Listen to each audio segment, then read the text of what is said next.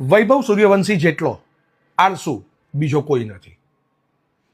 IPL ક્રિકેટમાં જેને શોખ હશે એ વૈભવ સૂર્યવંશીને ઓળખે જ, અને એટલે જ કહું છું આ વૈભવ સૂર્યવંશી જેટલો આળસુ કોઈ નથી.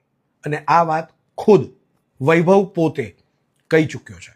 16 વર્ષનો વૈભવ એક ઇન્ટરવ્યુમાં એવું કહે છે કે મને દોડીને રન લેવામાં બહુ જ તકલીફ પડે છે.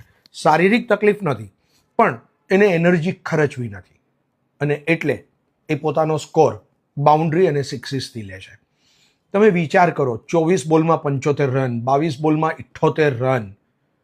તમે આ બેટિંગ વિશે અગાઉ સાંભળ્યું હશે કે સચિન તેંડુલકર આ જ લેવલ પર રમતો હતો, પણ હવે તમે પણ પ્રાઉડ સાથે કહી શકશો કે તમે સચિન તેંડુલકરની એ ટીનેજ ગ્રાઉન્ડ પર જોઈ છે વૈભવ સૂર્યવંશીના નામે.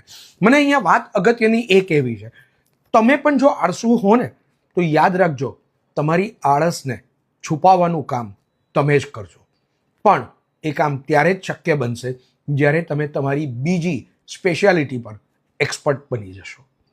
વૈભવ બાઉન્ડ્રી બહાર બોલ મોકલવામાં એ લેવલ પર એક્સપર્ટ થઈ ગયો છે કે આજે કોઈને યાદ સુદ્ધા નથી હોતું કે વૈભવ દોડીને રન ક્યારે લે છે. અને એ જ વૈભવની સફળતાનું સૌથી મોટું રાજ છે, સસ્પેન્સ છે કે વૈભવે પોતાની આળસને પોતાની બેટિંગ સ્કિલથી છુપાડવી દીધી છે. હું રશ્મિન શાહ, સાઇનિંગ ઓફ.